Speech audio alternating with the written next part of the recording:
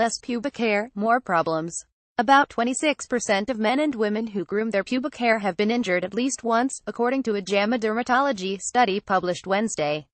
Of that total, 32% said that it had happened 5 or more times. Injuries ranged from minor ones like razor or wax burns, irritation and hair follicle infection to more major and common ones like lacerations, burns and rashes.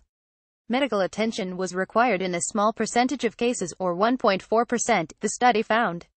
Because pubic hair grooming, defined as removing some or all of a person's pubic hair, whether with scissors, wax, a razor, laser hair removal or some other technique, is so widespread, the study speaks to the need for injury prevention efforts, such as clinical guidelines or safe grooming recommendations, the authors said. Read more than half of women who got an abortion last year were using contraception. Unsurprisingly, many more women reported grooming their pubic hair than men, 85.2% versus 66.5%. More women than men had a history of grooming-related injuries, 27.1% versus 23.7%. By and large, risk factors for injuries were similar between men and women, according to the study. Those who reported grooming-related injuries tended to be younger, had begun the practice earlier in life and had done it for a shorter amount of time. Hairier men, or at least those who perceived themselves as hairier, also had a higher risk of injury. Those who reported an injury more commonly removed all their pubic hair, the study found. See the stock market. Doesn't know you're a woman. Injuries requiring medical attention occurred more commonly when the person was grooming while on his or her back or when someone else was doing the grooming, the study found. Healthcare professionals can use these risk factors to talk injury prevention strategies with patients, the study said.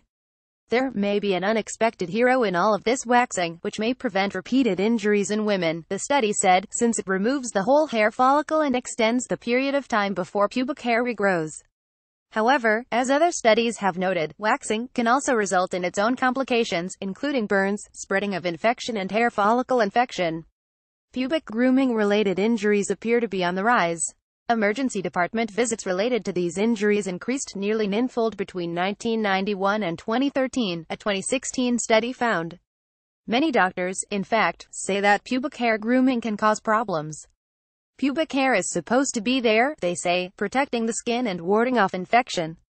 Some experts even believe removing pubic hair can help spread sexually transmitted infections. Read the World Health Organization just put out a dire warning about untreatable gonorrhea. Wednesday's JAMA Dermatology study used a web-based survey of U.S. adults that was conducted in January 2014. Results were analyzed between mid-2016 and early 2017. Of the 7,570 participants, 55.5% were male and 44.5% were female. About 74% of participants reported a history of grooming. Because the study used survey data, it had several limitations, said the authors, including lead authors Dr. Matthew Truesdale of UCSF School of Medicine and Dr. E. Charles Osterberg of University of Texas Dell Medical School, especially since data was self-reported and so accuracy couldn't be corroborated. Some people may not have responded due to the survey's sensitive subject matter.